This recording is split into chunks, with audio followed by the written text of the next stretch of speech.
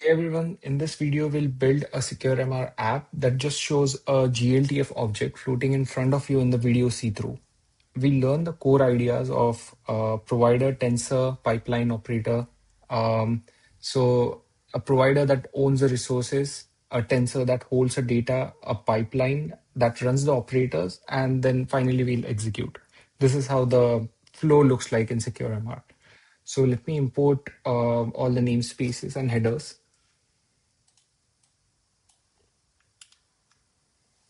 These namespaces gives us the Pico XR manager and SecureMR API, like provider tensor and render operator will use to show a GLTF. Now I'm creating a minimal app. I'll just paste the variables I'm going to create. So here, first of all, I'm creating a text asset. It's a format that SecureMR expects. It basically expects the raw byte. So a text asset is a handy Unity wrapper.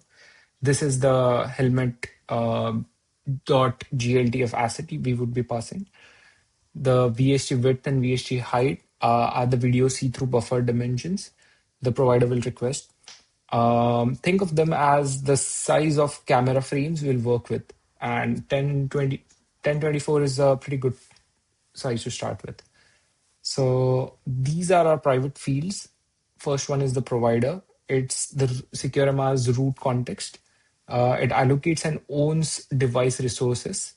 And this is pipeline. Imagine this as a little computation graph. We'll build that renders a model. And this is the GLTF tensor. So in this tensor, we are going to pass our 3D model as data. And this is a placeholder. So imagine this as a reference tensor, which would be used inside the pipeline at the runtime. And we are going to map the real GLTF tensor here. Now let me create a awake function. So we enable video see-through on the headset through this. So you get the pass-through feed. Without this, you would be just seeing a black or default XR background. Now this is our boot sequence.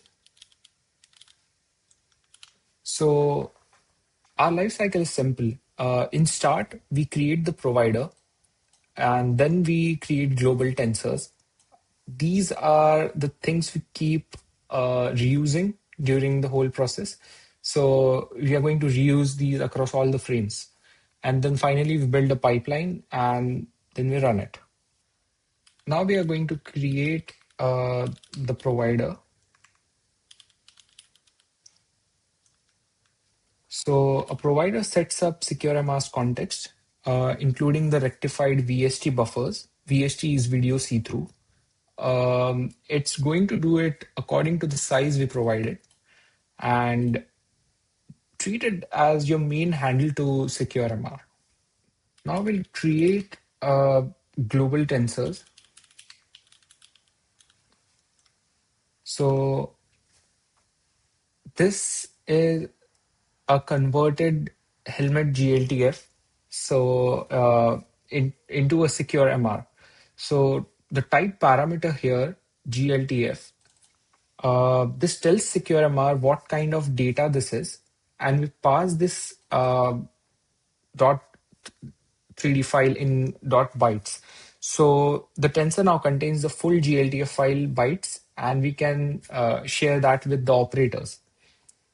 So if your asset doesn't render later, maybe double check that the text assets actually contains your GLTF bytes and it isn't empty.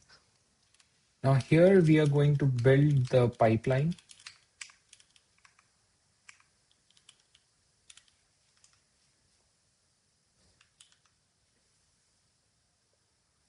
So this is our mini graph. First, we'll define a 4x4 transform as a float matrix.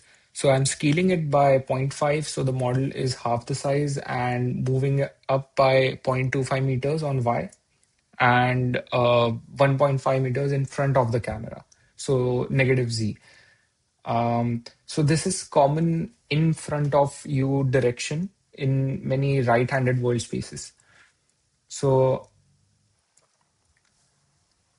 Next, I create a tensor reference. So by tensor reference, I mean it's a placeholder which we are going to send without actually sending the tensor. So what I mean is, like, we are not sending the global tensors here.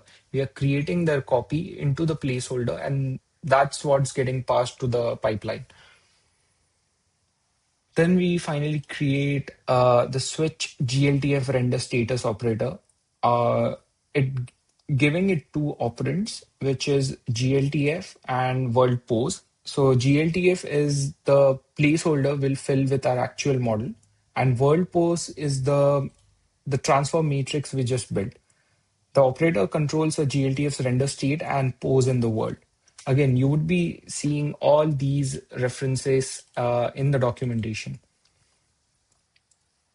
And then we finally run the pipeline. So in each frame, we create a tensor mapping, plug a real GLTF tensor into the pipeline's placeholder tensor, and then execute. And that's it.